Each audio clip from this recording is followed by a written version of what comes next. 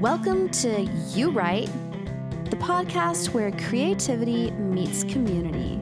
I'm Rachel. And I'm Matt.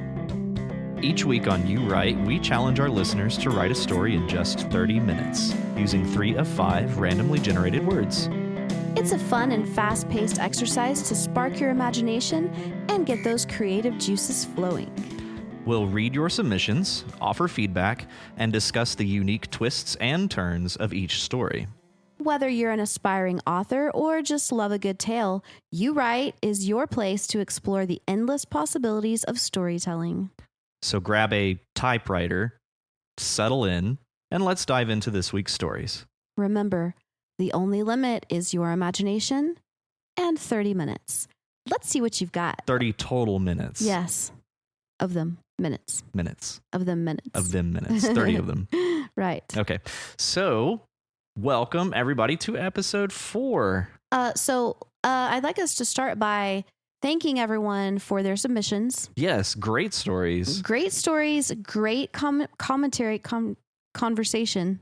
Discussion? Conversation, yes, discussion. Great discussion. It was very exciting to read all week. It was. Mm-hmm. Yeah. We got a lot of new people, I feel like, this week. Or several new people. How many new people did we get? 3 maybe? 2, 3. Yeah, 3. Mm-hmm. Okay. 3 new ones. Exciting. Yeah, very exciting. So just to remind everyone, our prompt for last week was an image prompt of one rather delicious cheeseburger. Decadent. Fries. Yes. And a beer. Mm-hmm. And the words were agriculture, slot, leak, exclusive, and hand. That's right. That's right. That's right. And you had to use 3 of them. So I think that we should start out by reading the chosen story for the week. The chosen one. The chosen one. Who is our chosen one? The chosen one belongs to NickedYou. NickedYou. NickedYou is the story that we're going to read. I mean, it's written by NickedYou. I believe that this one does not have a title. Am I right? No title. No title. Okay. All right, perfect. Are we ready? Here we go. I'm so relieved at the state of this place, I said, the burger in my hand. Much better than when we last visited, in many ways. People are being more deliberate now. I'm less convinced than you, but I can appreciate the food, the kid said. Growing pains. There are problems, of course.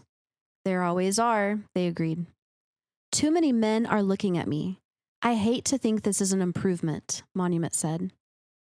Oh, it was much more conspicuous and unabashed last time, the kid said. The undercurrent is still there, but we can at least get away without confrontation. Probably, at least, I admitted. It's always a bell curve, you know. I do know. I've done more visiting than you. Stop pretending to be wise, Monument pointed out.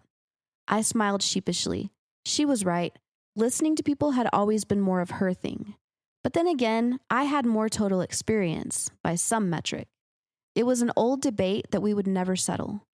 I preferred it that way. It made it easier to fall back into the old friendship even after long periods apart. Monument took a bite of her burger and she practically moaned. Taste was often overpowering for her. What happened to the food industry here, she said, still chewing. I can taste so many chemicals and preservatives. It tastes good, but I hate to think of what it does to a body. Oh yes, contaminants and pollutants aplenty, the kid said. It hurts to see. I know it's probably just a phase, but still, it takes so long to undo. Everyone has to go through something, I reasoned. Short-term tolerability isn't enough, but carving that out is nice to see. I took another bite of my own burger and juice leaked out. It was nice to be interacting, touching, and tasting. Engaging in sensation kept me grounded, though I hadn't gotten around to doing it as much lately, and Monument didn't do it nearly enough anyway. Hence this little outing. It also served to check up on the welfare of some people who were far worse off when we last left them. Things were still bad, of course. Problems was an understatement of what they suffered. People would always be people, every place and time, and could always invent new ways of hurting each other and themselves. And they could always go mad from new revelations about how the world worked. but a pleasant dining experience was at least something we could appreciate. I got to hold the burger in my hand and feel the warmth and the texture. It was easy to see the work that went into it. The vegetables grown on different farms, packaged and preserved, no matter how fresh the menu said its ingredients were. The bread alone had so many steps in the making. Growth of the grains, turning them into flour, supplying the yeast, adding water through an intricate plumbing system, and baking in an oven connected to a vast electrical grid, itself a product of manufacturing. The meat was, as even the kid would admit, locally raised and even well cared for by the standards of livestock in a society with agriculture, and turned into a patty with some very nice seasonings. I took another bite, and the juices leaked down my chin. I had to dab it away, laughing. Monument laughed at my misfortune, only to start choking on her food, and we had to help her, despite being about to collapse from laughter ourselves. The universe was never good enough, but the company of friends and a bit of sensation did much to improve the act of living. As we collected ourselves, the kid, the ascendant, said, "They could destroy it all tomorrow, you know." "Yeah," I sighed. "Our capabilities grow, and it's always easier to destroy than create." I leaned back in my chair and took in the atmosphere. Smell of burnt gasoline and fried meat in the air, people watching each other or us. "Someone could destroy this nice moment in a heartbeat," I said, "and it will end regardless. But for now, the people I see have chosen to enjoy a meal in peace." Very excellent. Very excellent. Mm-hmm. So, where do you think we are? I think that we are on Earth right now, and I think that these are aliens. Aliens. Okay. That's the first thought that I had. I was just like, these are aliens talking. Yeah, and I almost wonder if the distinction is important, if they're gods or aliens or extra dimensional beings. Right. Or AI. AI, yeah. Yeah, machines. That was another thing. I think that's what's going on because of their thing about experiencing sensation and they're not used to it. Yeah. And so then there was something in here, I think, that made me question the alien thing. I'm going to have to look for it. It wasn't entirely clear, but again, I don't know that the distinction would make a difference either way. No. Like who they actually are. It's basically just a curiosity for myself. But the interaction that they have with each other, I thought was very interesting, especially the one between Monument and our point of view character. Where was it? I really, really like the name Monument. Yes. I love that. And, so when Monument says, "I do know, I've done more visiting than you, stop pretending to be wise," that comes across as very confrontational. Yeah. But they followed it up with, "I smiled sheepishly." They were right. Yeah. I almost get the feeling that this is some aliens coming to Earth and posing as a family. Like the narrator is the dad, Monument is the mom, and then there's the kid who looks like a kid but is not actually a kid. Yeah. At the end, we get the ascendant. Yeah.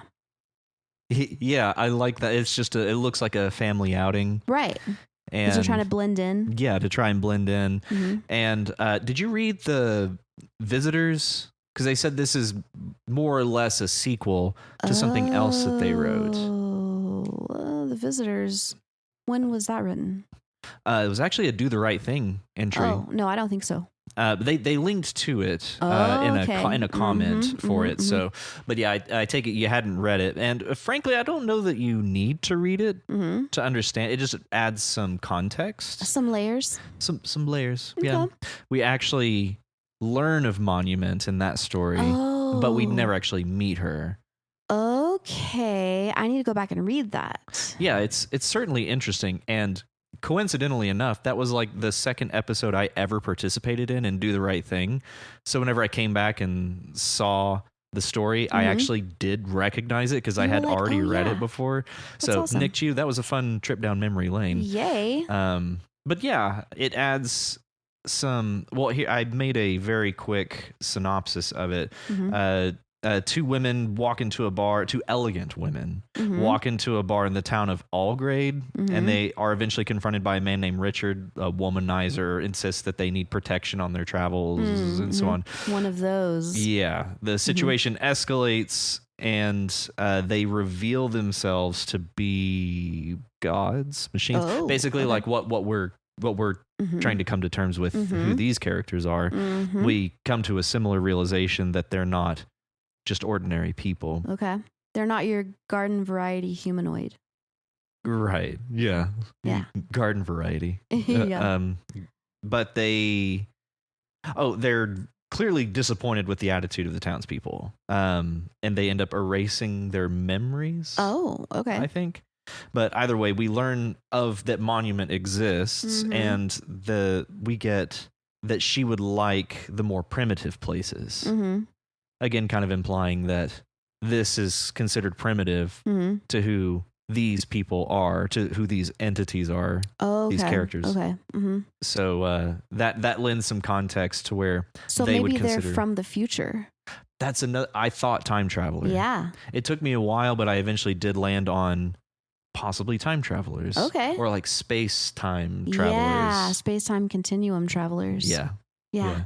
Yeah. Yeah. It's very interesting. I like that thought. I think better than that idea better than the rest of them. Time traveling. They could still just be people. Right. But who are from a much more evolved society and are coming back being like, wow, look at these idiots. And maybe they have such advanced technology that to us it would appear to be magic, essentially. Right. And that would, if they were time travelers, that would pretty much fly in the face of H.G. Wells's idea of the future. Oh, yeah, because it's clearly they're coming back, and it's because in the time machine, he goes so far forward that everything's collapsed. Right. And everybody is a moron. Yeah. And like a mindless idiot. But these people are clearly intelligent. Clearly. But again, they mention, it wasn't this story. They are able to leave planets. Is that mentioned in this story? No. That they leave a planet? Okay. So they do have planetary travel. So maybe to accommodate H.G. Wells's time machine, that was Earth. Could be. This is all clearly speculation. It really is. It is my favorite theory because I long to time travel. So in this story, the use of sensation, even just the word sensation, seems sensational. Like it really is a good use of the word sensation, because we get this. There's so much used to describe it in all of the sensations, the warmth, the taste, the work that went into it, the like there's a whole paragraph dedicated to the work that went into this burger, essentially. And clearly there's an appreciation for it. But at the same time, they discuss what's happened to the food industry here. Right. And all the chemicals or contaminants and pollutants, chemicals and preservatives. So if it is time travel, then that leads me to believe that last time they came, or they went back in the past, they went back maybe to, I don't know, I'm just throwing out a guess, the 1800s, where everything was natural, the food, but life was shit. Yeah. Yeah. So then they came back here and they're like, wow, they're doing way better. But the food is definitely chemicals. Yeah. And right after that paragraph talking about, oh yes, chemicals and pollutants aplenty, it hurts to see. I know it's probably just a phase, but still it takes so long to undo. To follow that, everyone has to go through something, I reasoned. Short-term tolerability isn't enough, but carving that out is nice to see. What are they talking about there? Carving what out is nice to see? I think that I don't know. I don't either. That part, everyone has to go through something. to me just sounds like another way of saying like, well, everybody's got, shit to deal with. Yeah. Everyone's fighting their own fight. Yeah. Short-term tolerability isn't enough, but carving that out is nice to see. I do not know what that means. I don't either. My note over here says, this feels like a non sequitur, or I'm just completely missing something.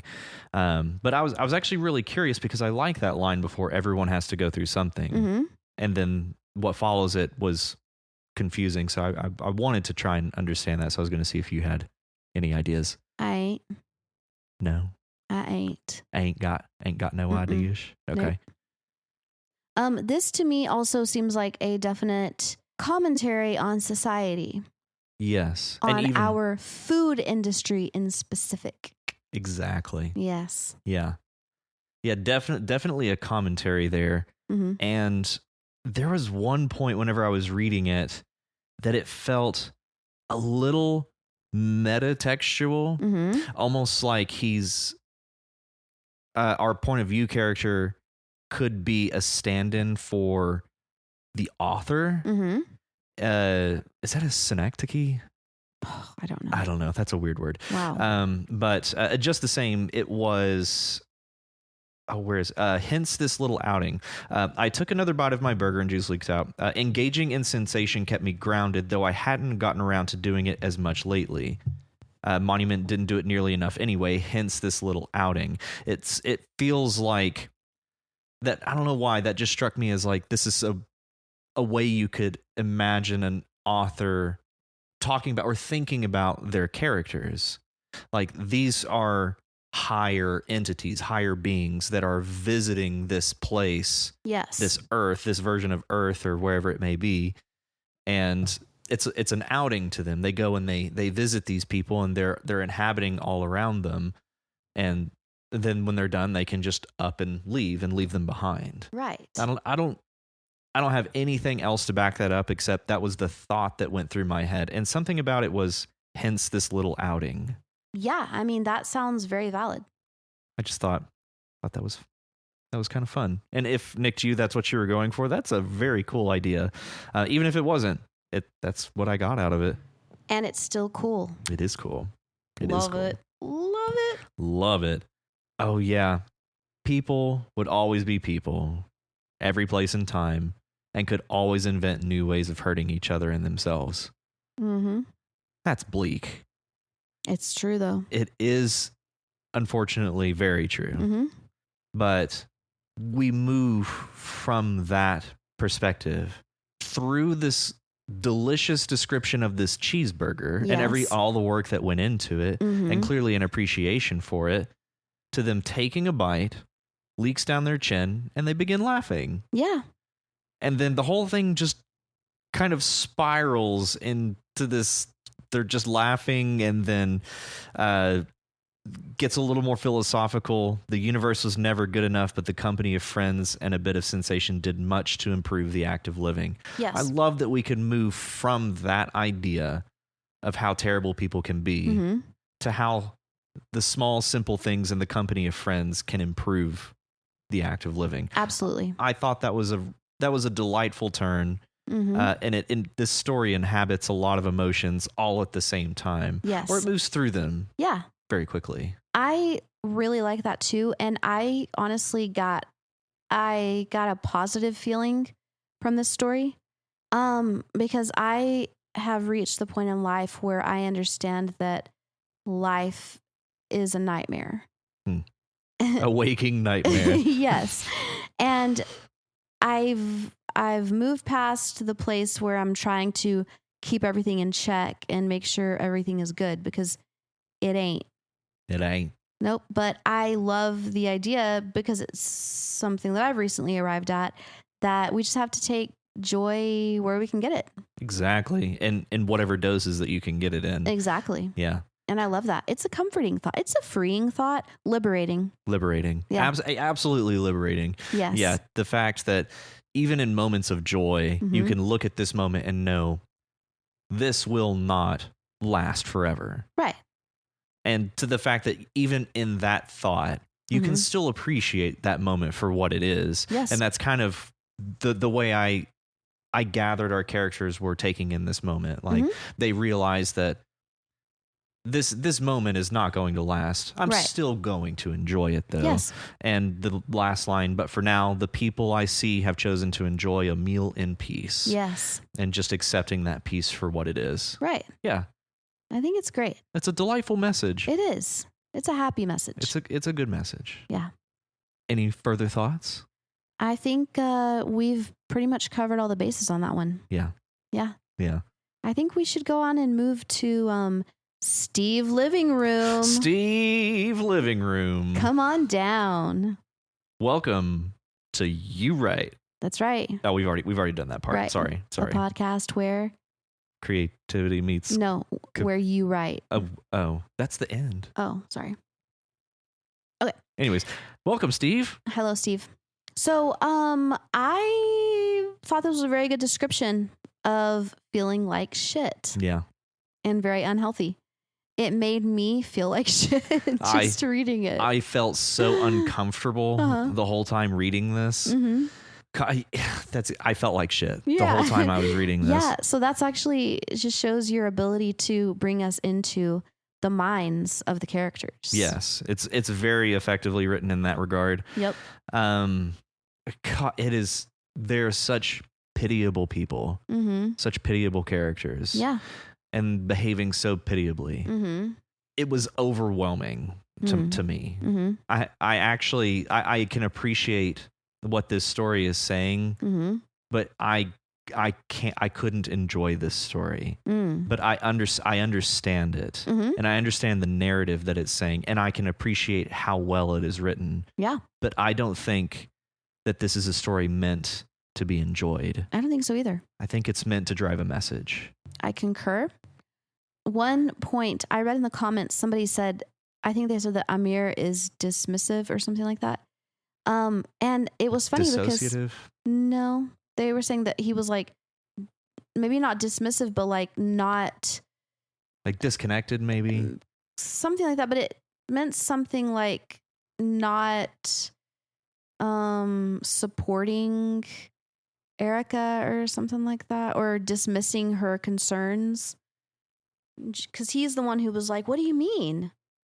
You know? Yeah. And what do you mean? Didn't he say that defensively? Yes, he says it defensively. Yeah. But it's funny because the feeling that I got from Amir is that he was so supportive.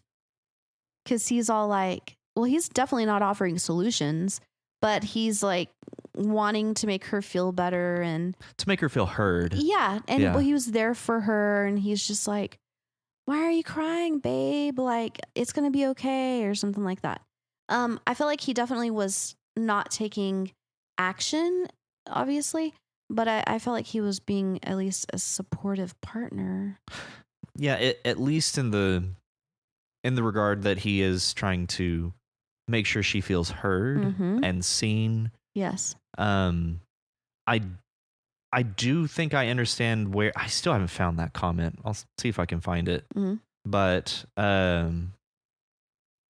what else is there to eat? Amir asks petulantly. Yes. That word petulantly is doing a lot of work there to characterize Amir, and it's not really in his favor either. Of course not. It's further striking me that he's a little childish. Yeah. And he's like depending on her to provide ideas for meals. Right. You know? Yeah. I hadn't thought about that, but yeah. And interesting. And I think that this really reminded me of what I've been saying a lot lately about our food industry, is that I feel that the country is trying to murder us via our food. Right. Yeah. Because they're making very, very artificial and processed food very easily accessible for everybody. Especially they're trying to murder people who are not well off. Yeah, because for the cost cheap. of it. Yes, that food is cheap and convenient. Whereas having visited many countries and lived in other countries, everywhere else it's not like this. Everywhere else, okay, I don't know, there might be places that are like this too, but like Canada and England, I don't know. But in most of the world, the readily available cheap food is healthy. It's fruits and vegetables and things like that. Like the street food. You know, what would be our fast food is the healthy stuff. And the fast food restaurants, which are almost always American, are the expensive places that only well-off people can go to. Is that an industrial thing? Like I don't even know why that would be. It seems to me that natural food like fruits and vegetables and things. Well, I think it is a symptom of capitalism on steroids of the United States. Well put. Thank you. Absolutely well put. Because and I completely understand and agree. Yeah, because manufacturers are trying to make as much money as possible as quickly as possible. So they're mass producing these things. Even the, eggs, have antibiotics and things like that. Right. Yeah. They're mass producing, trying to make as much money as possible. And creating other problems in the process. Just as an example, like antiviral and antibacterial resistant disease, foodborne illnesses, because of how much we're doing to modify livestock and crops. We're creating newer and more, I don't even know the word, like more profound diseases, foodborne illnesses. Stronger ones that are resistant to our attempts to control them. Yeah.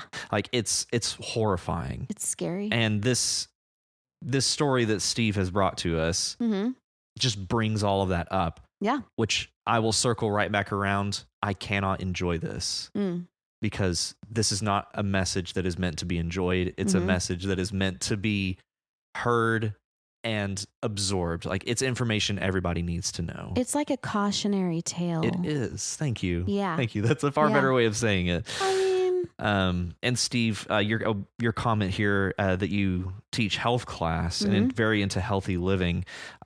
This is a very effective way of getting that message across. Yes. I do, though, like the idea of getting a message across via a parable. Yes, because absolutely. For me, I know people like learn differently, but for me, I definitely learn lessons best when they're indirect through a story. And then I can glean, truth from it. Instead of just being told directly, hey, eat healthy or else you're going to be miserable. Right. Yes. Yeah. Telling it through the experiences of these characters on the page. Yes. I agree because it makes you relate to them in some way rather than trying to relate to a message. Exactly. Yeah. You're relating to a situation. Yes. I do love that. Steve, thank you. Thank you for bringing this to us. I realize I haven't had a lot of positive things to say about it, but I will say your message is loud and clear. Yes. Thank you, Steve. Thank you, Steve. One very small technical point. Was there a change in tense? I think we moved from, Erica and Amir sat on the couch. I think we moved from past to present tense at some point. If you want to go back and do just a quick proofread, one thing to notice is the tense that you're telling it in does shift to the present tense at one point. Oh, yeah, I see where she says Erica, or where he wrote Erica looks at Amir. I bring it up here at the end because, like I said, your message is loud and clear. But if you want to go back and have a quick proofread and a quick edit, then that'd be a good place to start. Yeah. Yeah. Great job, Steve. Thank you, Steve. Thank you for your story. Keep them coming. Yes. All right. Our next story is from a new submitter. Nathaniel McLean. I like that name. I do too. Mm-hmm. And I don't know if run is the title or if it's the first word. I think it's the title. It's the title? I think so. Yeah. That's what I got from it. Okay. What'd you think of this one? Okay. Was Anne a willing participant in this? What is going on here? Because at the end, they're like, oh, the runners have found them. And that at that moment, you think, oh, well, at first, whenever it's like, he's hoping the adrenaline shot he gave her will be enough to keep her conscious until they get to safety. So that made me think, first of all, okay, does he want to keep her conscious so that he can torture her some more and enjoy her pain? But then he says until they get to safety. So then that gives you the idea that he wants to keep her safe. You know? Yes. And while I completely agree, I actually highlighted that exact moment. Let me try and find it. Yeah, I wrote, oh, holy shit, this seems cruel. Giving adrenaline in this situation. Oh, yeah. So yeah, it struck me as potentially cruel. Right. My initial reading was they're in some bad bind. John and Anne are cohorts, friends, colleagues, something. And this is meant to help Anne in some way. Made more clear, in my opinion, whenever he says the infection didn't spread further up her arm. Yes. So it seems like this was a necessary procedure. Can I call it that? Can I call it? He called it an operation. A handectomy. A handectomy. Yeah. Yes. So, and the fact that he gave her a spoon to bite down on, breaking 2 teeth. And why a spoon? I mean, of all things, a wooden spoon. That's a common. Oh, a wooden one. Okay. Sorry, I was imagining a metal one. I was like, ugh. Yeah. I assumed it was wooden spoon. Yeah, you're right. Okay. But something that was really funny to me is that in the end, Anne falls asleep. Okay, how is that possible? She just now had her hand sawed off, and you gave her a shot of adrenaline. I'm going to say it was either some amount of time later. Okay. Or she passed out. Okay, adrenaline passed or out otherwise. is one thing. Yeah. Do we get told explicitly that she falls asleep? Yeah, he said, John barricades the doors and sits back next to a sleeping Anne. Sleeping. Yes. Yeah. So is sleeping another way of saying passed out, unconscious? Dead?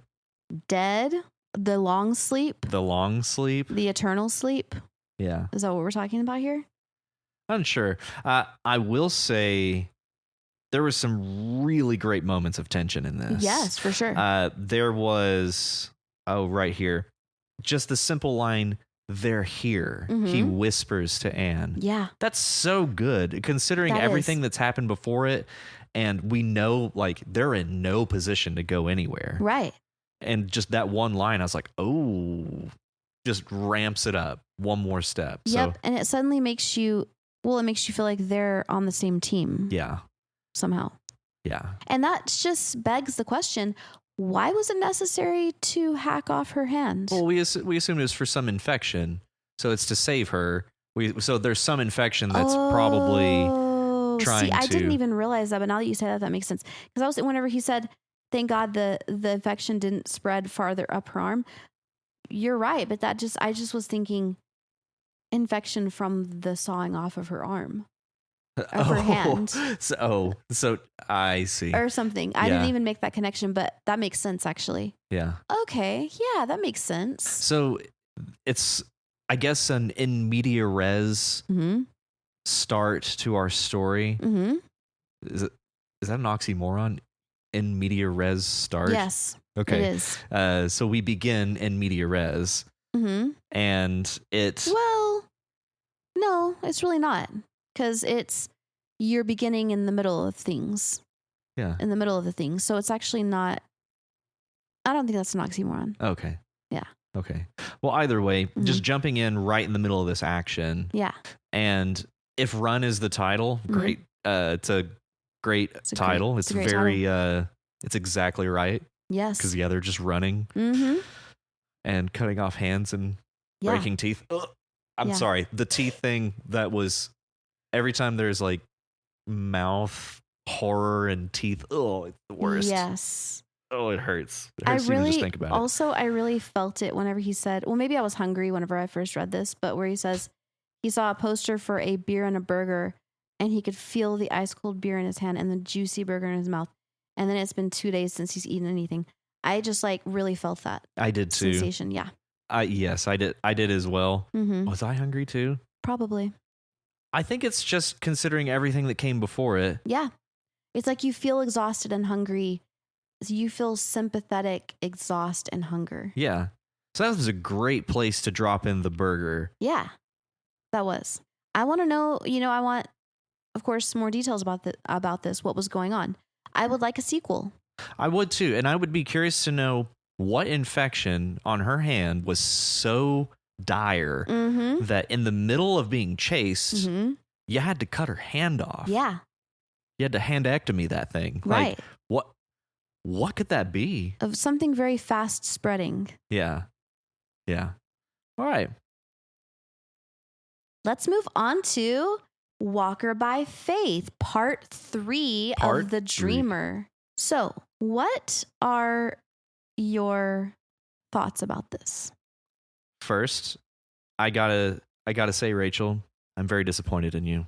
Are you? You have unduly influenced Walker by Faith on this story. Oh, yeah. By simply, whenever we're talking about the word leak, what was the first thing you said? Take a leak. Like pee. Like pee. Like pee. Yes. And what do we have here? We have something about a leak being pee. A stubborn leak of urine. Okay, it's possible that I influenced him, or it's also possible that they... Unclear. We'll just go they. They. It's also possible that that's also the first thing that they think of when they hear the word leak. I deny that reality. Okay, what are the chances that I'm the only person on Earth who first thinks of pee whenever I hear the word leak? What are the chances? Non-existent. Non-existent. Yeah. But you know what? You said it anyways, and we've got it here.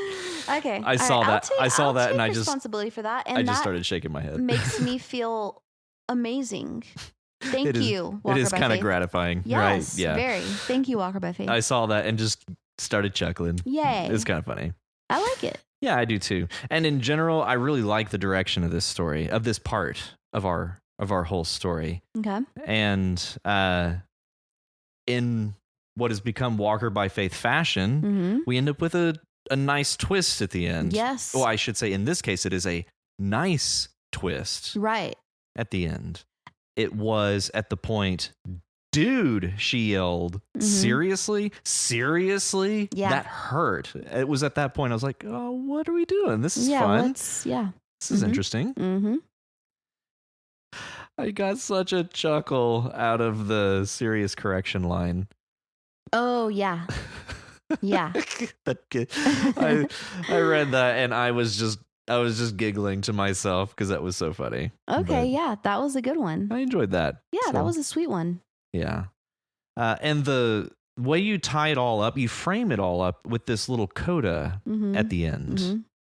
I thought that was a nice touch. Yeah, well, it's funny because I had read this the first time and then I kind of forgot the details and I was reading it again today.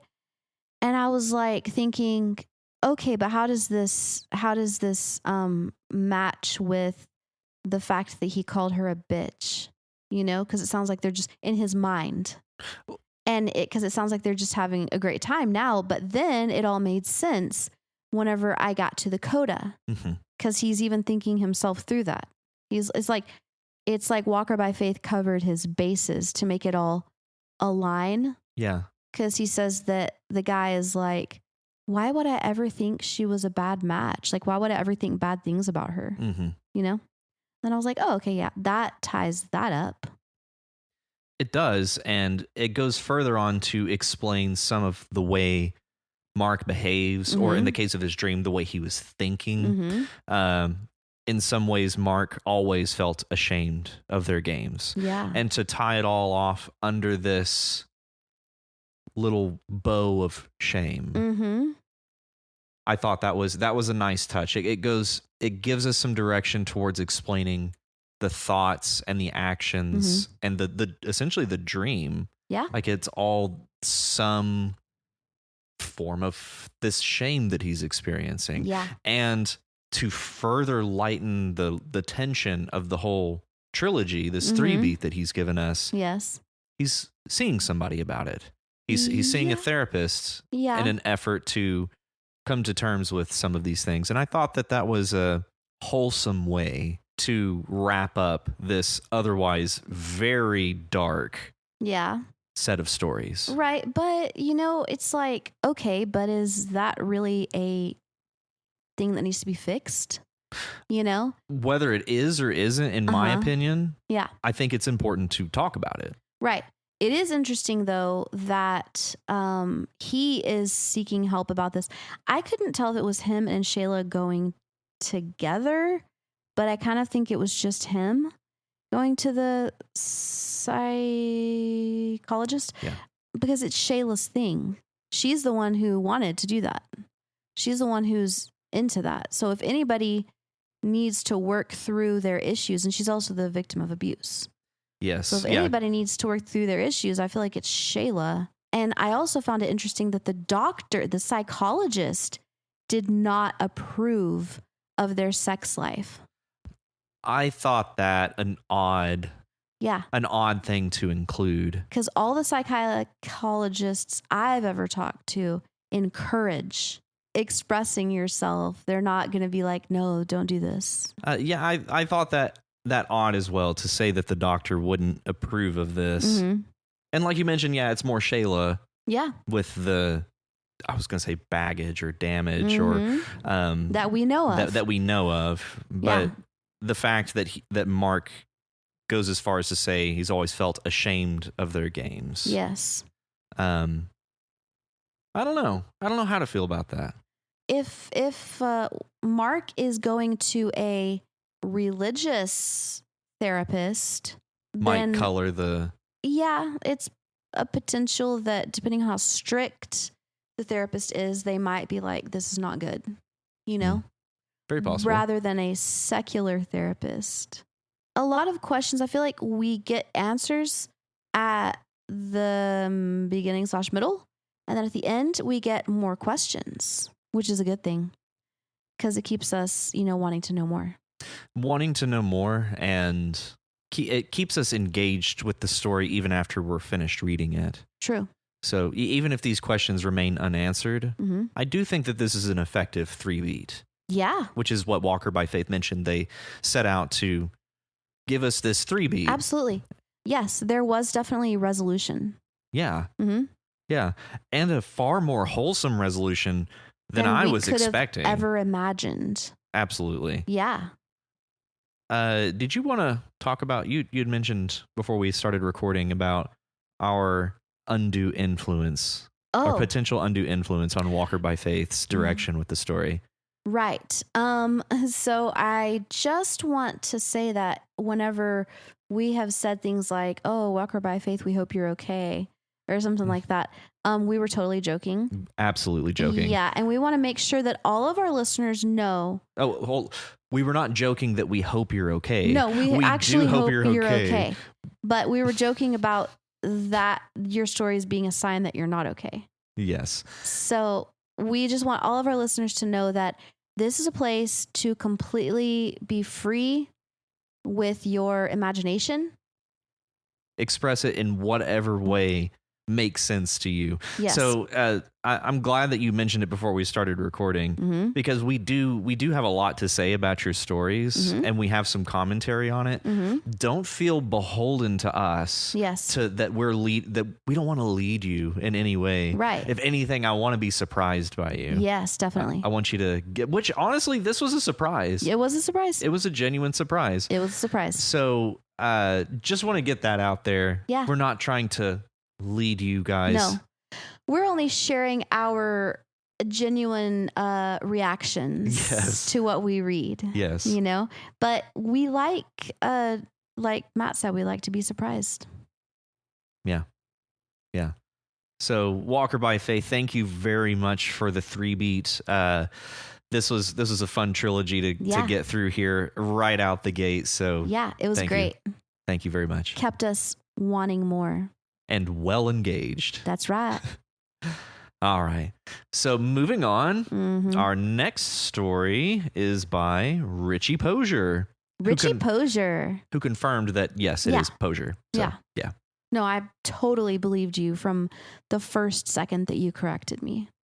What did you think of this? Just general impression. What did you think? My general impression was that it was very well written. Very well written. Very, very well written and very cliche. Very cliche. So cliche. How so?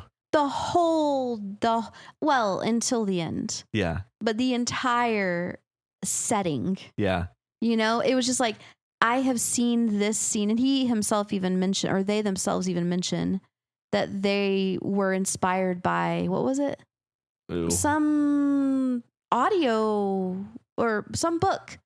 He said he's been reading Killing Floor by Lee Child. Yes. Yeah. So the cliche part is like, I've seen this scene in so many shows and movies of the diner. Yeah. You know, it's a trope. Oh, very tropey. It is so tropey. And I feel like I like the fact that Richie leaned into the trope. Yes. He didn't just try to kind of have the trope, but kind of do his own spin. He was like, no, I am just going for it. I'm going to be as tropey as possible. And it is all the more effective for it. That's right. Yeah. The whole thing, you know, the diner setting, the way that the waitresses, the interaction they have. Hey, Carmela, how have you been? She's like, oh, Larry, you old so-and-so. Well, I'd like a look at those legs you're hiding behind the counter, but I'm guessing they're not on the menu. Right. Yeah. So I'm picturing like a waitress who's like in her 50s and who he always flirts with and flatters, you know, and they just like flirt with each other. And the whole time I'm reading it, I'm sitting here just grinning. Right. Like, it's just so fun. It's such a fun read. I might have been too. I think I might have been grinning too. Yeah. Yeah. Larry, you truly are a dog. You truly are a dog. Yes. Truly. It was just very, very, very well written. Yes. Yes. And at what point did you start to think things were going to go south?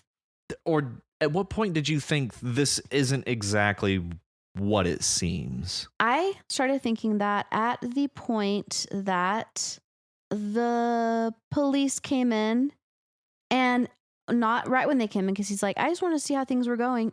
And then when he said, oh, there is one thing, you know, Murray Brown down at the tire shop, seems he didn't clock in for work 3 days in a row.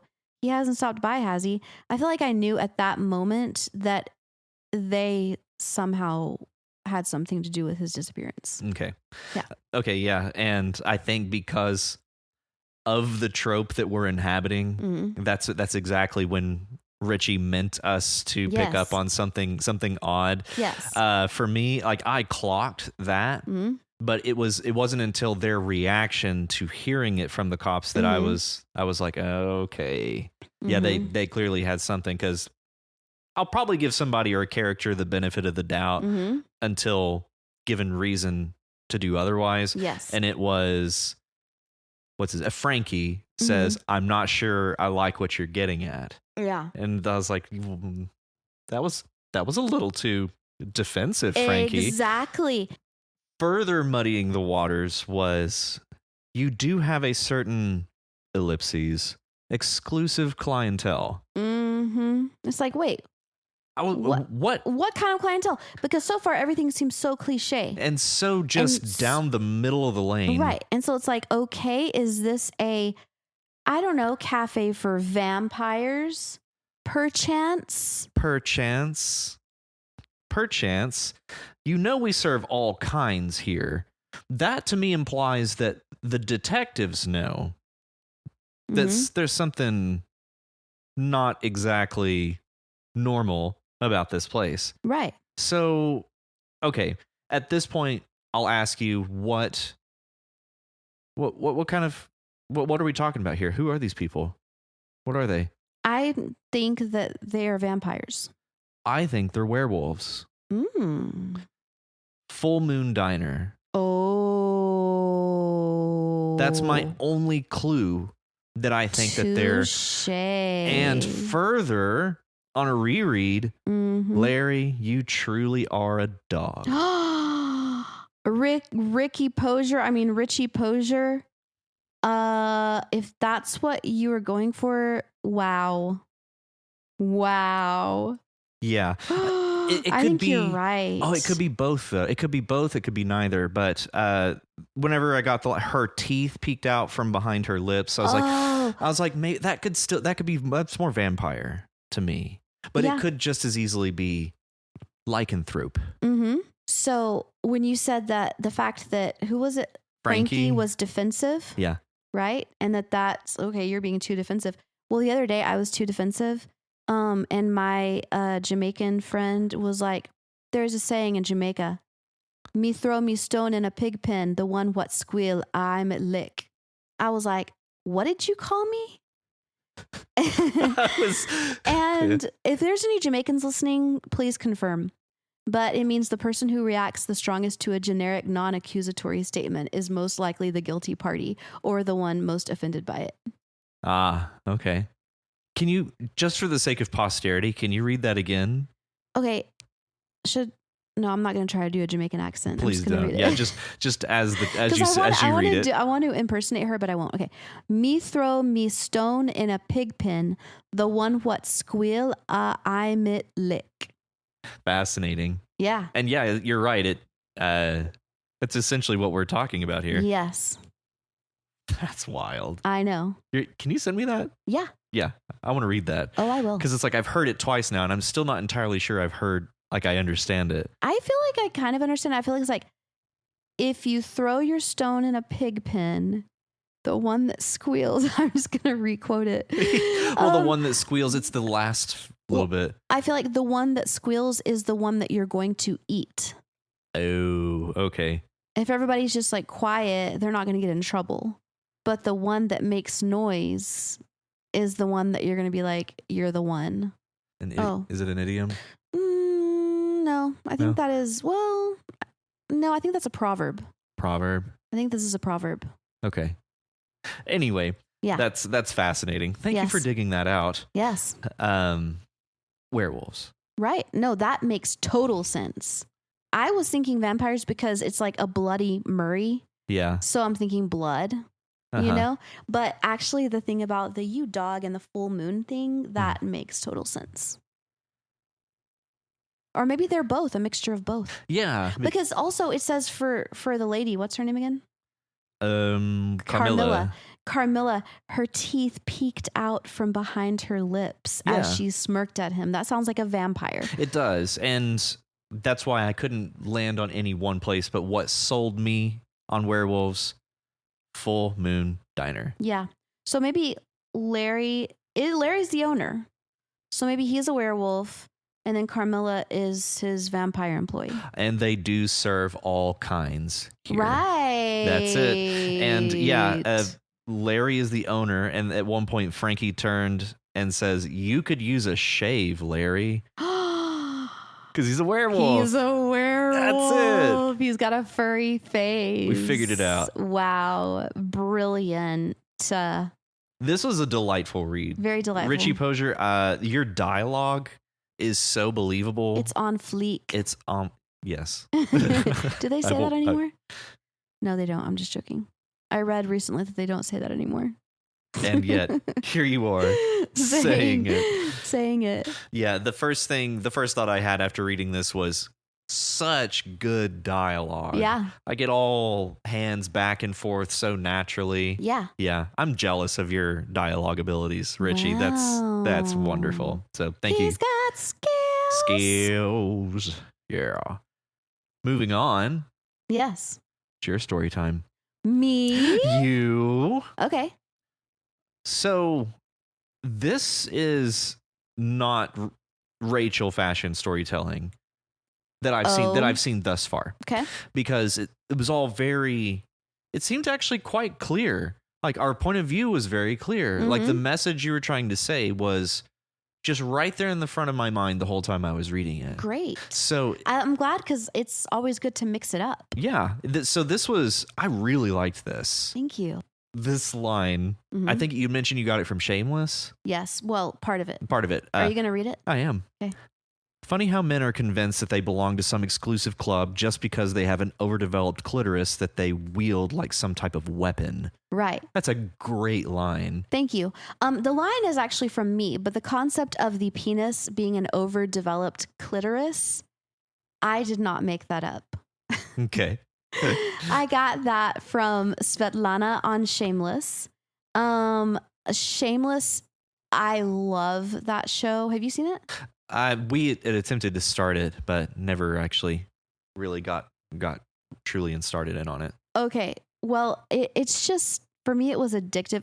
I mean, strangely enough, I watched it with my mom, which is weird because there is a lot of sex in that show, but it's just so funny. Anyway, and so the Russian prostitute, she says that, and it is hilarious to me because I was just like, oh, that is brilliant. Because I had heard a theory, which I kept trying to look up this theory at work, and it kept not letting me because it had the word penis in it. Okay, yeah. And I was like, okay, but that's whenever I had all the time on my hands. And then whenever I was home, I kept forgetting to look it up. So right now I'm trying to look it up. And I have heard a theory that it's the opposite. Do y'all know what I'm talking about? That a clitoris is an underdeveloped penis? Yes. Okay. It's somehow saying that women are like half-baked men. Right. Exactly. That's fucked up. Yeah, I know. And I don't remember who said that or if. Well, I know that somebody said that. Okay, that didn't come from nowhere. Yeah. So the concept of the clitoris being of the penis being an the penis we'll get there being an overdeveloped clitoris came from Shameless. Okay. But the line itself came from myself. Mm-hmm. Yes. Mm-hmm. After tonight's strenuous activities, she was ravenous. Right. Yeah. That led me straight into the rest of the story, and it is a perfect paragraph break straight into a completely new thought. Vashti doesn't hate men. In fact, she doesn't even dislike them. To the contrary, she loves men. That between those two sentences, the way that you are able to take us from what we think we might know based off of that statement to who she actually is, or how she thinks. Right. Just in those two sentences, it was just a very slow step up. Yeah. Doesn't hate, step up 1. Doesn't dislike, step up 2. On the contrary, step up 3. She loves them, step up 4. Like you ramp it up from our expectation just gradually enough and immediately enough. Right. I thought that was a really great way to get us out of what we think we know about her. Thank you. And then to follow it up, in contrast with Hippolyta types, she doesn't relegate their worth to the necessary contribution to procreation, even further taking us away from what we think we know about Vashti. Yeah. I thought that was wonderful. Thank you. Yes, thank you. I highlighted this one. I just said so true. Sad that so many men are driven to seek comfort and validation and self-reassurance of superiority. Yes. Unfortunately, so true. It really is. She just thinks they're misguided. She's like, they're confused. I do think that might, well, considering we're in Vashti's perspective, it feels like a generalization. It is. But it's helping us characterize her further. It's a generalization, but she did say she found it sad that so many men, so not all men, but many men. Yeah. You know? The whole thing just rang so true. Yeah. And you know, something really funny is that, and by funny, I mean like cosmically funny, not like ha-ha funny, is that while I was writing this, I had the thought, I was like, oh, like, are men reading this going to be offended? Is this going to be offensive? But then I was like, men write things about women which are generalizing them, like women are always like this, or whatever, or things that even very subtly imply inferiority. And we just take it as normal. There are whole tropes based around it. Right. Yeah. And for us, it's like the fact that I even had that thought proves that we are conditioned to just accept the opposite. Right. It was Sithril's story that this came up before. Not our wonderful squirrel friend. Who was that? What was that story? It was their scene in the construction yard with the woman sheriff. Oh yeah. And how we were so grateful that you didn't, Sithril, if you're listening, that they didn't actually follow through with what we would expect. Right. But we still expected it anyways. And that shows that we are conditioned to expect that. Yeah. And this is turning the screws on that and flipping it on its head. Yes, exactly. Yeah. Very cool. Thank you. Very cool. Why, thank you. The line, Vashti believes he genuinely thought he saw women and men as equals, and maybe he did. Yeah. Like, he thought that. That is, of course, as long as things were going his way. Right. A troubling but accurate commentary on sexism today is my comment there. Genuinely true. I would like to think that I am not like that, but I've never been put in a situation where it's me versus a woman, right? To put my morals and my belief to the test. Yeah. But just the same, I don't think I'm like this person. I don't think you are either, Matt. But it is so easy to see this in other people. Yes. Yeah. Totally. It's easy to talk one way. It's something else entirely to let your actions speak for it as well. Yeah. Just so good. Absolutely. Absolutely. Absolutador. And then the last paragraph, I just get mad. Yeah. And then I get very satisfied. Yay. Yeah. Yeah. Yeah. Whenever I heard you need to be taught a lesson, Ish growled and lunged, seething. Yeah. I was very worried where we were going. Right. And thankfully you turned it around and turned the screws again. Yes. And one part, have you read Ender's Game? No. Okay. Orson Scott Card, I'm going to leave whatever, whatever your thoughts on him may be. The story Ender's Game, this line, if she didn't disable him, he would surely disable her or worse. Yeah. She then began kicking him in the face, not because she wanted to disfigure him, but because she wanted him unconscious. Right. That's very Ender's Game. Okay.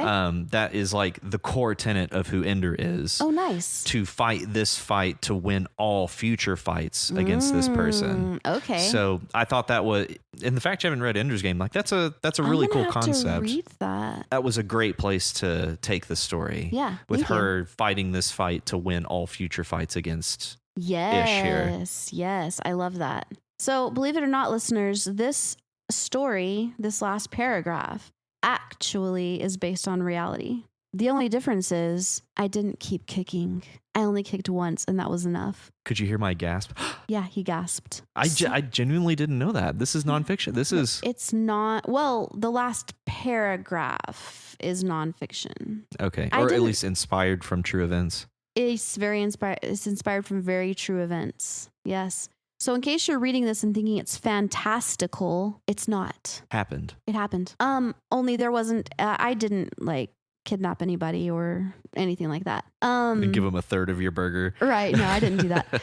So, but also the name Vashti, for you biblical scholars out there, this is actually from the book of Esther in the Old Testament of the Bible. Yes. And I'm not going to go into that because we don't have time, but Esther becomes the king's wife. She's like the hottest and most obedient of all of the women. And she's also a badass. So actually, I mean, obedient, well, I don't know. She's not totally obedient. But what happens is at the very beginning, the reason why the king is looking for another wife is because at the very beginning, his wife Vashti disobeys him because he asks her to put her crown on. And we kind of infer from the story that he wants her to not have anything else on and to appear before his friends, like his royal friends or whatever, just so he can like show her off or something. And she's like, no, hell no. And then all of the women of the area hear about the story, or they're afraid that they'll hear about the story and start disobeying their husbands also. And so he divorces Vashti. I have never heard this. Read up on it. That is wild. Yeah. It's in the Bible. It's in the Bible. So for me, Vashti has always been a symbol of feminism. Esther is my favorite. Esther, I love Esther. She is my favorite. To me, she is the ultimate badass. But Vashti is kind of a symbol of feminism and rebellion against the patriarchy. Yeah, that's why her name is Vashti. Fascinating. Yes. I am not a biblical scholar by any stretch. I can see that. Never heard of any of this, but that's okay. Yeah. I don't know what else to say about your story. This is a great story. Thank you. You can keep going with this. I think Vashti is a great character. I like that's Vashti. in need of some development. Yeah, some development. I would like to know what happened between the time that they had their altercation to the time she's eating the burger. Yes. Whatever it is that made her exhausted. Yes, exactly my thoughts. Like what happened? Yeah. Because we see where it ends up to start, and then everything that led up to where we started. Exactly. So it's just a good story, Rachel. Thank you. All right. I think it's time for us to move on to, what is this? Mio Mer Zoe. Either way, a new submitter to us. Yes. And right at the wire, like right at the end of the day on Tuesday. Yeah. That was right in time. Right. Honestly, in time. if you got it on Wednesday, we'd still be talking about you. We totally would. We totally would. Mio Mer Soy. Don't worry. We got you. We got you. We got you, boo. That's right. Yeah. Okay, so. This story made me uncomfortable in what I don't know. Mm-hmm. I felt very ignorant reading this. Oh, yeah. So I read the name, or I read the sentence. I don't think he even knew who Miguel de Cervantes was. And in the back of my head, I'm like, they wrote Don Quixote, right? Yes. Right? Okay. So you do know. Whenever I read it, Uh-huh. whenever I read that sentence, I was like, I don't know who that is. Yeah. And then to just add to your shame. What felt like insult to injury. Gabriel Garcia Marquez. Yes. Lost. Love in the Time of Cholera. Nope. Never heard of it? I've heard of it, but have not read it. Could not have told you that was the author. All right. That's the author. Okay. Yeah. So I felt I had massive imposter syndrome while I was reading this. And I was like, I have no right to be passing any opinions or judgment on this piece. It felt very exclusive. Oh, okay. So it kind of got across the idea that maybe Mio Mersoy wanted to get across. Exactly my thought whenever I came to that conclusion. I was like, oh. Yeah, because he wanted to describe an exclusive, they wanted to describe an exclusive group. They, in the process, made you feel excluded. Exactly. Reading it. So, wow. Yeah. And all it took was 2 names. Yeah, right? That was all it took, and I felt excluded you immediately. Were like, also, the word hypertrophy. Mm-hmm. I guessed its meaning, but I ultimately did look it up and was thankful that I could kind of assign some meaning to that. Mm-hmm. But yeah, just in general, it feels like a very highbrow, exclusive, almost really, exclusionary. It really does. Yeah, it really does have that feel, kind of snobby. Yeah, the literature workshop. Yes, and the literary enclosure. Yes, very well written. Very well written. Very well written. There is a lot happening in this story. Yep. To me, this story is hilarious. It is so funny. It's a comedy for sure. Yeah. And it reminds me of the style. Well, actually, there's a person who I think it might remind me of. The Irish author, Flann O'Brien, I believe. Hold on. Yep, Flann O'Brien. Okay. Flann O'Brien. It reminds me of that style. Because it's just very like dry and kind of like satirical. It's very satirical. Yes. The book by Flann O'Brien that I've read is The Third Policeman. Okay. And it's hilarious. Kind of like a dry wit. Yes. Very, yes. Okay. Mm-hmm. Awesome. I'll have to check it. Satire is one of my absolute favorites. Same. I love satire. Same. Anytime I try to write satire, it comes across as just comedy. Or I was going to say, does it come across as you just being an asshole? Just comedy. I just okay. load it up with jokes and then it's just comedy. So I am terrible at the commentary part. Right. Which is, like what the whole point of satire. Yes. But, I just pulled out a couple lines that really worked on me. I had the impression that it was not a finger, but a cannon. Yeah. Like this being called out. Yes. I thought that was a fun line. Yeah, that's hilarious. To me, the funniest line was where it says, and you kind of commented on this, which also made me laugh. but she was without a doubt the best of female beauty housed in a single body. As opposed to housed in multiple bodies. But the idea that I get is like that there is the abstract concept of female beauty and it is distributed among the female bodies. And in this she case, got the lion's share. Yeah. Or something like that. That's kind of like what I'm picturing. He was unarmed and defenseless.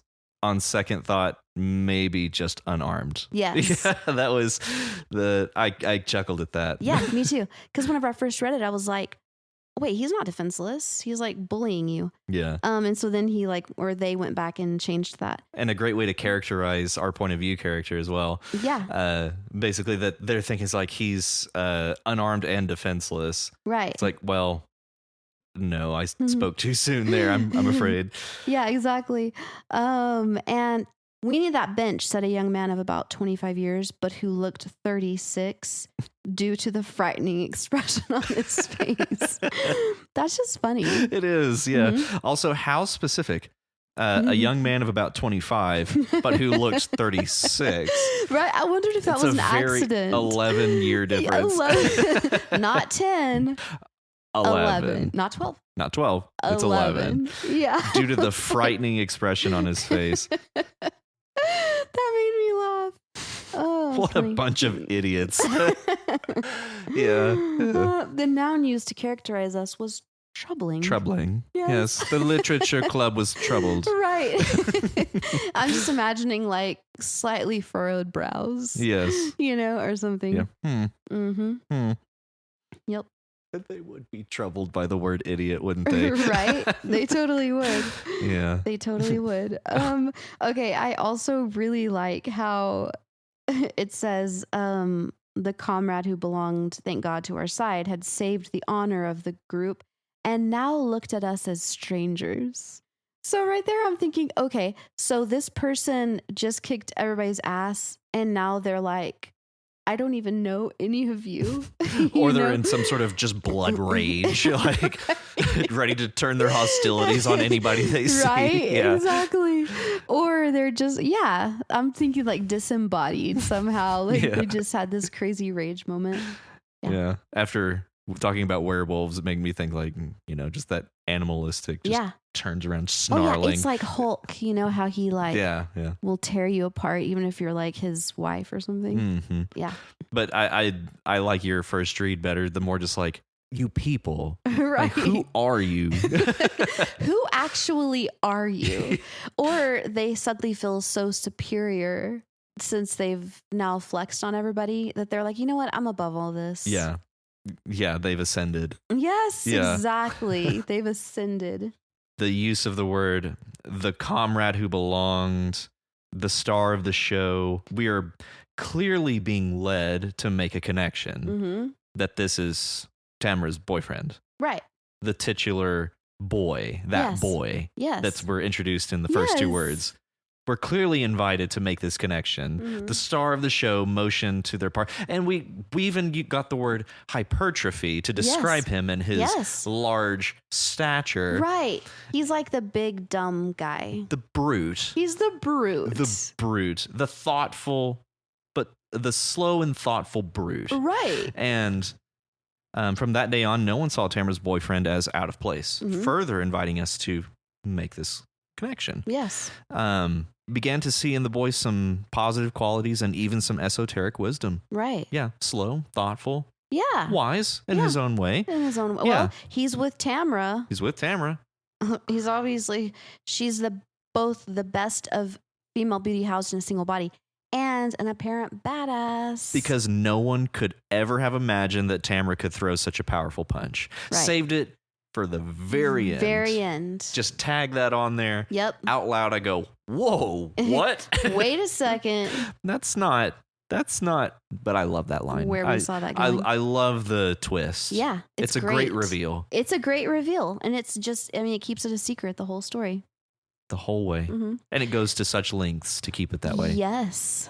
And links that we don't even notice as readers. Yeah. I just find the word usage by Mio Mersoy to be very unusual and delightful. Yes. antonymous. Yes. An adjective form of the word antonym. Yes. Didn't even know that was a thing. Yeah, like synonymous. Synonymous, but Right. antonymous. Yes.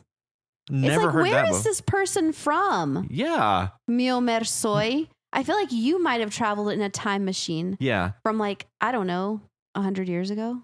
Explain yourself. Yes. Or don't. It's fine. No, don't. Yeah. Remain a mystery. Remain a mystery. Even better. The mystery is delightful. It is very delightful. Oh man, the best of female beauty housed in a single body. Yes. That's delightful. It is so delightful. All right. Good job, Mio Mersoy. We hope to hear more stories from you in the future. Yes, please. Keep them coming. This was great. Yep. All right. I think it's time to move on to our third new writer. Yes. Mexikim. That's very clever. That is very clever. Yeah. So this is Bedazzle by Mexikim. Yep. What do you think of this? Well, at first I was like, okay, what is this going to be about? And then suddenly I felt like I knew what it was about. Okay. So we're going through talking about there's 3 people meeting, having lunch.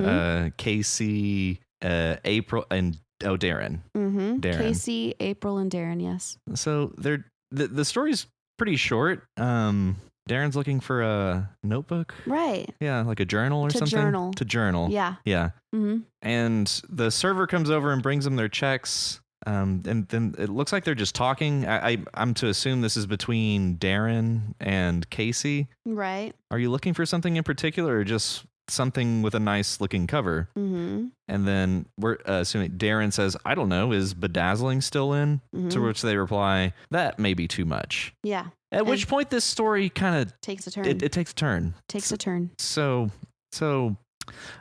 April yes leaps over the table, right, straddles Casey, wow, punches her in the mouth, wow, and whispers in a terrifying way that a yell would have been preferred.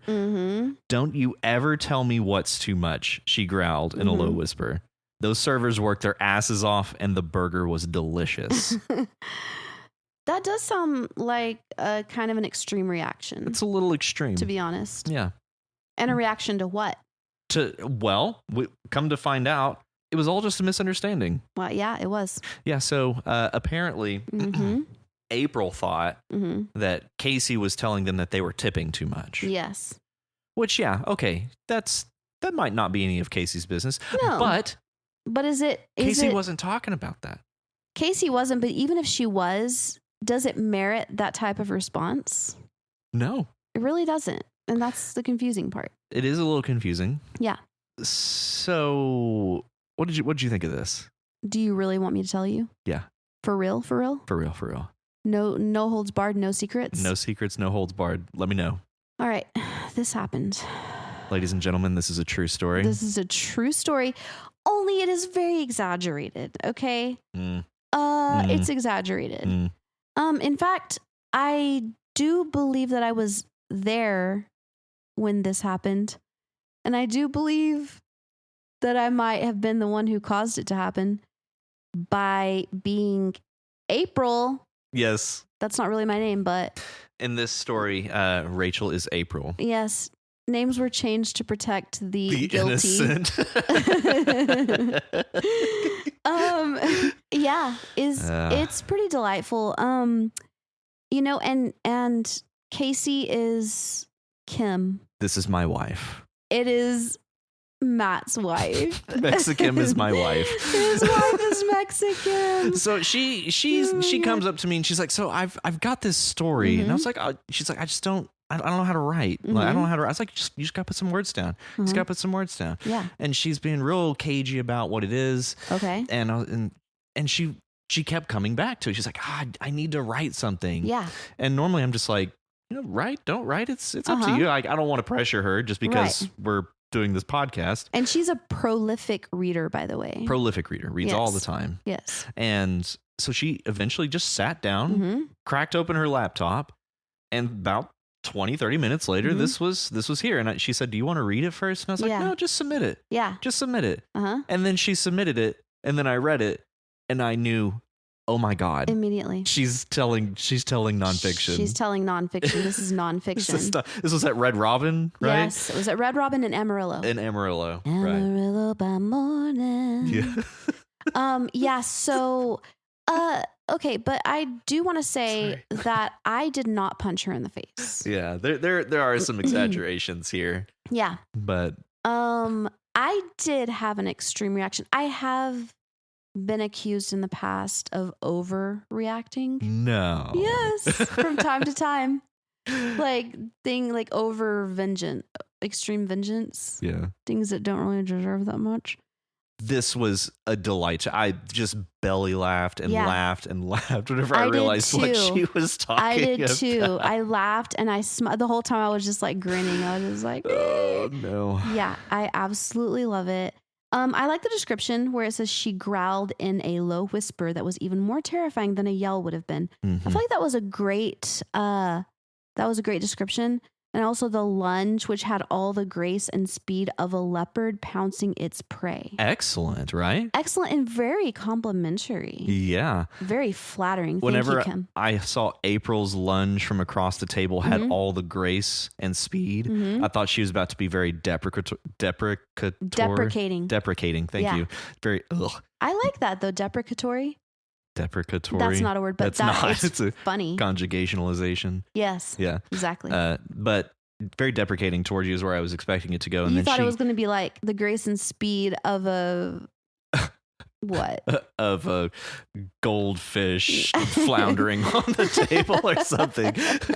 But no, she was very kind. Yes, she was. You're so very nice. agile, apparently. Thank you, Kim. Yeah. The only notes are the dialogue could use some tags to make it clear who's speaking. Okay, right. See, it was very obvious to me after the first read. To us, yes, because we know exactly who's talking. We know how this ended. But I actually did read this aloud for one of my coworkers today. Yeah. Because I mentioned that Kim submitted a story, and I was like, I'm just going to read it because we're gonna pick up driving back from somewhere. But so I just read it out loud, and I realized, we actually could use some dialogue tags. Right. So okay. So beyond that, wife, it's perfect, just like you. Oh, I concur though. Kim is perfect. She is perfect. Keep writing, Kim. Please Keep sharing do. with us. Yeah. Yes. Clearly, you've got a knack for it. Yep. That's our final story. So shout out to NickedYou for your story being selected today, as well as Steve Living Room, Nathaniel McLean, Walker by Faith, yes, Richie Posier, right, our in-house Rachel Wook Against the Machine, woo, Mio Mirzoy. We need to see more from you. Yeah, that's some good writing. We need to see some more of that weird shit that you're writing. I enjoyed that. We like that. And Mexican. Thank you, wife. Yes. Thank you. Thank you. Thank you. And for everybody who submitted comments, we have Steve Living Room, Nathaniel McLean, Walker by Faith, Richie Posier. Thank you guys for leaving your comments. We like seeing the discussion. Yes, we love it. So keep it up. I live for it. Yes. Yes, very nice. Also, the discussion on Steve Living Room's story, I thought was great. Yeah, that was a really good discussion. Everybody that chimed in, kind of providing their own take and their own experiences on his message. I thought that was great. Yeah, I felt like it had the effect that maybe Steve Living Room was going for. Yeah, to start a dialogue about something like this. Yeah, promote awareness of. Into episode 5. Yeah, what's our prompt? The prompt is a lovely ditty. So a music prompt. It's a music prompt. And I don't think I'm going to include the audio from this music in the podcast for the sake of copyright. However, I will provide a link in the Reddit post to this song, and use as much or as little of the audio as you think is appropriate. And try not to let my title of the link give any influence you in any way. Try to be as open-minded as possible, and do use one of our 5 words. Yes. Are you ready? Yes. Result. Patrol. Delay. Ooh. Chemistry. And suffer. What is Yeah. result? I said that way too fast. What is a result? Result is the end product. Yeah, it can't really be anything else, can it? Well, it can be a noun or a verb. End product. Yeah. Like resulted in, or something to result in something. So It's the just something. final. Yeah, to end in or something like that. It really is like a one-trick pony, isn't it? Yeah, I think so. Yeah, that was easy. Yeah. How about patrol? All right, patrol. I literally cannot give you any etymology on this word. I really do not know. Because I don't think that it's related to the patria that I know. Patrol. Okay, so this is like it can be a noun or a verb. As a noun, it can be like a squad, the patrol, the people troll, slang, trolling the web, patrol. Is that? I think that's where it came from because trolling? I think that's where that came from because I might be wrong, but trolling the streets. I don't know. Am I wrong? I don't know. If I am, I feel like an idiot. I genuinely don't know. We're gonna if you look know into the etymology and origins of trolling the internet, right, and whether it is relating to patrol, because I always thought of it as like, I always. You got a song in your heart? I'm just gonna take this pause to sing a quick ditty. Okay. No, so patrol. I always thought of it as like the police trolling for offenders. That's where it came from. I might be completely full of shit. I don't know. Okay, we're gonna figure it out. So patrol, we've got noun or verb. You can go out patrolling. Right. Looking for protecting, patrolling the neighborhood. Yeah. Or you could be part of a patrol. Right. Which is essentially the noun version of. Not just essentially, it is. It is. Every time we get to definitions, I'm like, oh gosh. How do you use more words to describe another word? Right. This is hard. I have a student right now a new student who doesn't even know the word word. Oh no. There's quite the battle you have there. It was tough. Got quite the hill to climb. Yeah. I'm like, I don't even know how else to describe that to you. Yeah. Okay, so anyway, we got delay. Mm-hmm. Delay, well, this means to put something off. And it can be a noun or a verb. Mm-hmm. There's a delay. Why must you delay? I delay. I'm trying to use it as a verb. I'd like to delay this Your trip. flight has been delayed. There you go. That's the most obvious one. Yeah. Yeah. To put off or to make wait. I don't think make wait. No. I think delay. Because it always refers to an activity. Or an event. Oh, put off. Sorry. Put off. Put off?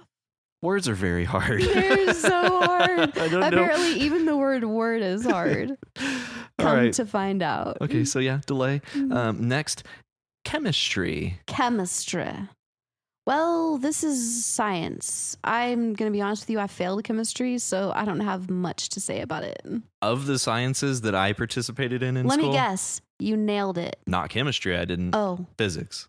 Oh. Physics. You nailed physics? Love me some physics. Chemistry, though, it's next door to magic for me. Oh. Because I understand that there is very well-known science behind chemistry, but I didn't get it. Well, I do remember an experiment with screaming gummy bears. Oh. That seemed a bit alchemical. Because they were screaming? Yes. Okay. That didn't seem natural to me. I can't imagine why that screaming gummy bears wouldn't seem natural. It was upsetting. That sounds upsetting. So chemistry is the study of chemicals and elements. Yes. And their various uses. It can also mean a feeling of attraction. Yes. They've got chemistry. Is there chemistry? There's just the chemistry is not there. You know? All about reactions. Yeah. Yeah. Actions. And reactions. Yeah. Which, I mean, physics is too, I guess. But yeah, chemistry. Whatever. Chemistry. Lastly, suffer. Suffer means, well, to experience pain, you know? Maybe even not necessarily to experience, but to endure pain. Yeah. I feel like experiencing it isn't necessarily just suffering. I don't know. Maybe it is. I don't know. It could mean both. Yeah. Yeah. But it is pain of either physical or emotional or mental, spiritual, hypothetical, cosmic. It could be meta pain. Yes. Whatever that is. Oh. It could be imagined pain. Suffer is to experience or endure pain. Can it mean anything else? I don't know. Suffer. Yeah. If you have another meaning for the word suffer, let us know. Let us know at youwritepod@gmail.com. Please. Thank you. Yes. That's our words. And that's it for this week's episode. Like we mentioned, if you want to be one of these wonderful writers here and submit your story, head on over to reddit.com/r/youwritepod and join in. Yes. We'd love to have you. Please. As you can see, we have a lot of fun. So much fun. These are some great stories this week, guys. These were excellent stories. So enjoyable. I very much look forward to reading next week's stories. They're going to be great, especially considering it's our first music prompt. Yes. And I should ask, are we going back to like a text prompt next week, or what do you want to do?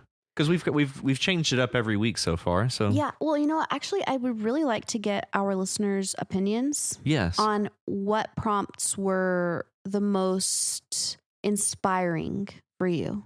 So actually, I'll tell you what. I'll put up a poll. Oh yeah, in the Reddit, poll. And we'll let us know. It's a great idea. Rank the prompts. Rank them. Can I do a ranking? Yeah. Or does it have to be like a pick one? No. Ranking. If it's an option, yeah. It should be an option. Okay. Either way, there'll be something the subreddit to get your feedback on what prompts you guys think are inspiring, yes. What have been inspiring for you, and any other ideas for prompts. Like if you don't see an option for a prompt that you would like to see, just write it in. Yeah. You can always just email us at youwritepod@gmail.com or find a place on the Reddit. We go through, we read all those comments. So just let us know. Yes. But in the meantime, I'll put up a poll. Great. We'll see. Love that. If you're unable to submit a story this week, that's fine. Yeah. That's just fine. Help us out by reading and commenting on other people's stories. Right. Also, each time you post a story or a comment in someone else's submission, you increase your chances of having your story read on the podcast. You can also reach us at youwritepod@gmail.com. That's youwritepod@gmail.com. Isn't that what you do every time? No, I spelled it out once. Oh, okay. Right at the start. It sounded really cool in that you said it really fast, and then I wanted to sound like that too. Okay. How do you feel about it? I don't feel like it sounded as good as when you did it. Okay. Yeah. You can reach us at youwritepod@gmail.com. That's youwritepod @gmail.com. That sounded great. Thank you. Yeah. If you like our show and want to help support us, consider donating to our Patreon at Patreon. Don't spell it. I'm not going to. Okay. Patreon.com/youwrite. If you're unable to donate, that is also just fine. Everything is fine. It's all fine. It's all fine. This is it's that meme that's just burning down. Right. Everything is fine. No, but seriously, it's all just fine. It really is. You can help us out a lot just by sharing the podcast with other writers and non-writers alike. Okay, so also be sure to leave us a rating and review in your podcatcher of choice. Also, we will be reading one review on the podcast, so get creative. Yes. That would be true if there were actually reviews to read. Right. This would be where a review would be read. A review would be read here. Yes. So write a review, please. Please. Yes.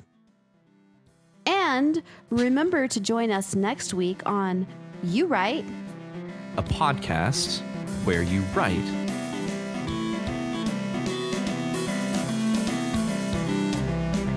See y'all next week. Bye.